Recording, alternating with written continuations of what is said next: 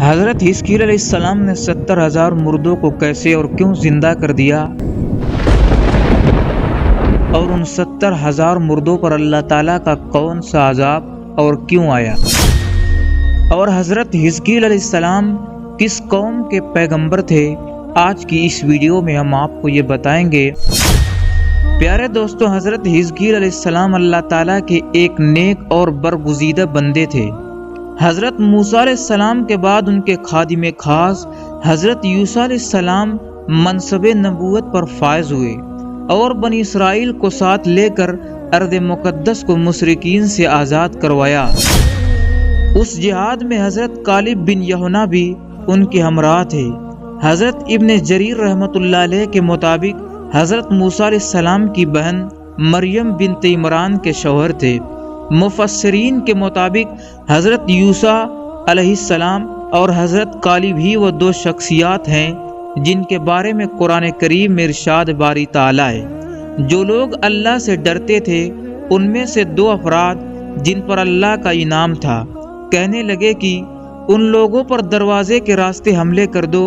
تو فتح تمہاری ہی ہے، اور اللہ پر بھروسہ کرو اگر تم ایمان لانے والے ہو۔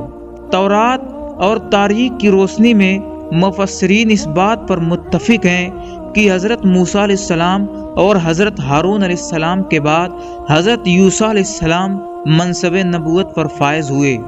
اور ان کی جانشینی حضرت موسیٰ علیہ السلام کے دوسرے رفیق حضرت کالب نے کی، لیکن وہ نبی نہیں تھے۔ علامہ طبری رحمۃ اللہ علیہ تحریر فرماتے ہیں کہ ان کے بعد جس ہستی نے سب سے پہلے بنی اسرائیل کی روحانی قیادت اور رہنمائی فرمائی وہ حضرت حزقیل علیہ السلام ہیں۔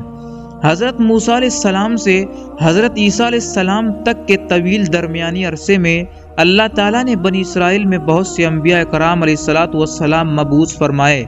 جن کی درست تعداد اللہ ہی جانتا ہے۔ ان میں سے چند پیغمبروں کا تذکرہ قرآن میں ہے، بعض کا تفصیل سے تو کچھ کا مختصر، جبکہ کچھ کا صرف نام ہی مذکور ہے۔ حضرت یوسیٰ علیہ السلام اور حضرت حزقیل علیہ السلام کا قرآن کریم میں نام نہیں، البتہ بعض واقعات کے ضمن میں مفسرین کا کہنا ہے کہ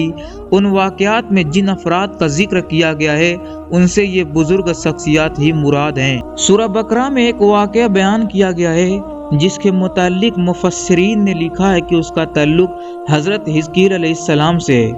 اس ضمن میں حضرت عبداللہ بن عباس رضی اللہ عنہ اور بعض دیگر صحابہ کرام کے حوالے سے روایت منقول ہے کہ حضرت حزقیل علیہ السلام نے بنی اسرائیل سے کہا کہ تم سب تیار ہو جاؤ، ہم مشرکین سے جنگ کرنے جائیں گے تاکہ اللہ کے نام کو بلند کیا جا سکے۔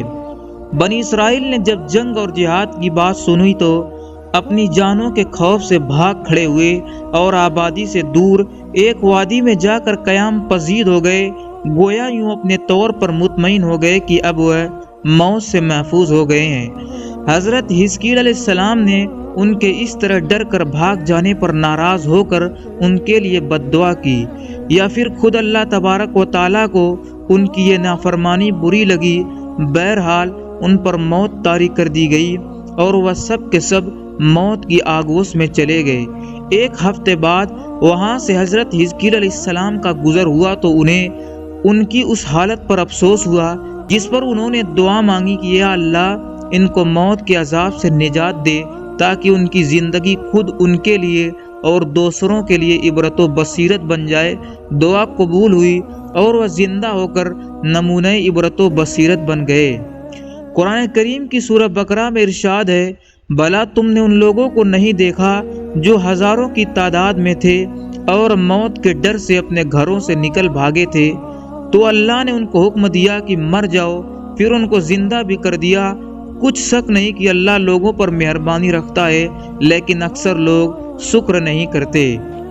تفسیر ابن کثیر میں صحابہ کرام اور تابعین کے حوالے سے اس واقعے کی تصریح یہ بیان کی گئی ہے کہ بنی اسرائیل کی کوئی جماعت ایک شہر میں بسی تھی۔ وہاں کوئی سخت وبا جیسے طاعون وغیرہ پھیل گئی جس پر یہ لوگ جو تقریباً 10,000 کی تعداد میں تھے گھبرا اٹھے اور موت کے خوف سے اس شہر کو چھوڑ کر دو پہاڑوں کے درمیان ایک وسیع میدان میں جا کر قیام پذیر ہو گئے۔ اللہ تبارک و تعالیٰ نے ان پر اور دنیا کی دوسری اقوام پر یہ واضح کرنے کے لیے کوئی موت سے نہیں بھاگ سکتا 2 فرشتے بھیج دیے جو اس میدان کے دونوں سروں پر آ کھڑے ہوئے اور ایک ایسی آواز دی جسے سن کر سب کے سب بیک وقت مر گئے۔ ایک بھی شخص زندہ نہ رہا۔ آس پاس کے لوگوں کو جب اس واقعے کی اطلاع ہوئی تو وہاں پہنچے، لیکن 10,000 انسانوں کی کفن دفن کا انتظام کوئی آسان کام نہ تھا، اس لیے انہوں نے ان کے گرد ایک دائرہ سا بنا دیا۔ جلد ہی لاشیں گل سڑ گئیں اور ہڈیاں پڑی رہ گئیں۔ ایک عرصے بعد بنی اسرائیل کے پیغمبر حضرت حزقیل علیہ السلام اس مقام سے گزرے اور اس احاطے میں جگہ جگہ انسانی ہڈیوں کے ڈھانچے بکھرے دیکھ کر حیران رہ گئے۔ اللہ تعالیٰ نے بذریعہ وحی انہیں ان لوگوں کا پورا قصہ بتلایا جس پر حضرت حزقیل علیہ السلام نے دعا کی، یا اللہ ان لوگوں کو پھر سے زندہ فرما دے۔ اللہ تبارک و تعالیٰ نے ان کی دعا قبول فرمائی اور انہیں حکم دیا کہ ان شکستہ ہڈیوں کو اس طرح خطاب فرمائیں، اے پرانی ہڈیوں، اللہ تمہیں حکم دیتا ہے کہ ہر جوڑ کی ہڈی اپنی جگہ جمع ہو جائے۔ پیغمبر کی زبان سے اللہ تبارک و تعالیٰ کا حکم ان ہڈیوں نے سنا اور ان کے حکم کی تعمیل کی، جن کو دنیا بے عقل اور بے شعور سمجھتی ہے، مگر دنیا کے ہر ذرے اللہ تبارک و تعالیٰ کے فرما بردار اور تابع ہیں۔ سورہ طٰہٰ کی اس آیت میں اس طرح ارشاد ہوا ہے کہ اللہ تبارک و تعالیٰ نے ہر چیز کو پیدا فرمایا، پھر اس کو اس کے حسب حال ہدایت فرمائی۔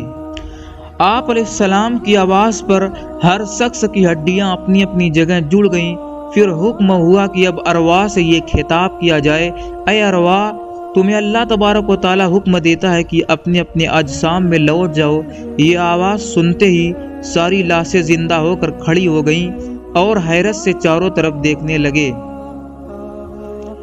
یہ واقعہ دنیا بھر کے فلسفیوں اور عاقلوں کے لیے دعوت فکر اور منکرین قیادت پر حجت قاطع ہونے کے ساتھ اس ہدایت پر بھی مشتمل ہے کہ موت کے خوف سے بھاگنا، خواہ جہاد سے یا کسی وبا سے، اللہ تبارک و تعالیٰ اور تقدیر پر ایمان رکھنے والوں کے لیے ممکن ہی نہیں۔ ہر شخص کا اس بات پر ایمان ہونا چاہیے کہ موت کا ایک وقت مقرر ہے، وہ اس سے 1 سیکنڈ پہلے آ سکتی ہے اور نہ ایک لمحے کے لیے مؤخر ہو سکتی ہے۔ اس لیے موت سے بھاگنا فضول ہے اور اللہ تبارک و تعالیٰ سے ناراضی کا سبب بھی ہے۔ بخاری و مسلم میں ہے کہ نبی کریم صلی اللہ علیہ وسلم نے فرمایا، اس بیماری طاعون کے ذریعے اللہ تبارک و تعالیٰ نے تم سے پہلی قوموں پر عذاب نازل فرمایا ہے، سو جب تم یہ سنو کہ کسی شہر میں طاعون یا کوئی وبائی مرض پھیل رہا ہے تو وہاں نہ جاؤ، اور اگر کسی بستی میں یہ مرض پھیل جائے اور تم وہاں موجود ہو تو تم وہاں سے بھاگ کر نہ نکلو۔ خلیفہ دوم امیر المومنین سیدنا عمر فاروق رضی اللہ عنہ ایک مرتبہ شام کے سفر پر روانہ ہوئے۔ ابھی آپ رضی اللہ عنہ شام کے سرحد کے قریب ہی تھے کہ شام میں طاعون پھیلنے کی اطلاع ملی۔ یہ ملک شام کی تاریخ کا سب سے بڑا سانحہ تھا، جس میں بہت سے صحابہ اکرام اور تابعین بھی لقمہ اجل بنے۔ امیر المومنین نے رک کر صحابہ کرام رضی اللہ عنہ سے مشورہ کیا، لیکن کوئی واضح فیصلہ نہ ہو سکا۔ حضرت عبد الرحمن بن عوف رضی اللہ عنہ اس مجلس میں موجود نہ تھے۔ جب وہ آئے اور انہیں اس بات کا علم ہوا تو انہوں نے فرمایا کہ امیر المومنین، میں نے رسول اللہ صلی اللہ علیہ وسلم سے سنا ہے، آپ صلی اللہ علیہ وسلم نے فرمایا تھا کہ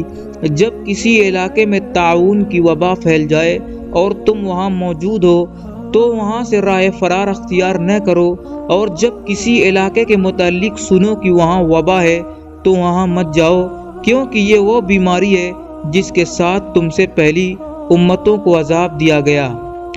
حضرت عمر فاروق رضی اللہ عنہ نے جب یہ حدیث سنی تو آپ رضی اللہ عنہ نے ملک شام میں داخل ہونے کا فیصلہ مؤخر کر دیا اور تمام رفقا کو مدینہ منورہ واپس جانے کا حکم دے دیا۔ محمد بن اسحاق رحمۃ اللہ علیہ فرماتے ہیں کہ حضرت حزقیل علیہ السلام کے بنی اسرائیل میں رہنے کی مدت بیان نہیں کی گئی ہے۔ آپ علیہ السلام ایک عرصہ بنی اسرائیل میں ٹھہرے، پھر اللہ تعالیٰ نے ان کو اپنے پاس بلا لیا، جب ان کا انتقال ہو گیا تو بنی اسرائیل اللہ تعالیٰ کے ساتھ کیے ہوئے عہد کو بھولا بیٹھی اور نئی نئی خرافات و بدعات کرنے لگی، حتیٰ کہ ایک بار پھر بتوں کی پرستش میں مبتلا ہو گئی۔ پیارے دوستوں، امید کرتا ہوں ویڈیو آپ کو پسند آئی ہوگی۔ اگر ویڈیو پسند آئی ہے تو ہمارے یوٹیوب چینل ابرار وائس کو ضرور سبسکرائب کریں اور ساتھ ہی ساتھ بیل آئیکن پر پریس کر کے آل پر کلک کر دیں تاکہ نئی آنے والی ویڈیو کی نوٹیفیکیشن آپ کو مل سکے۔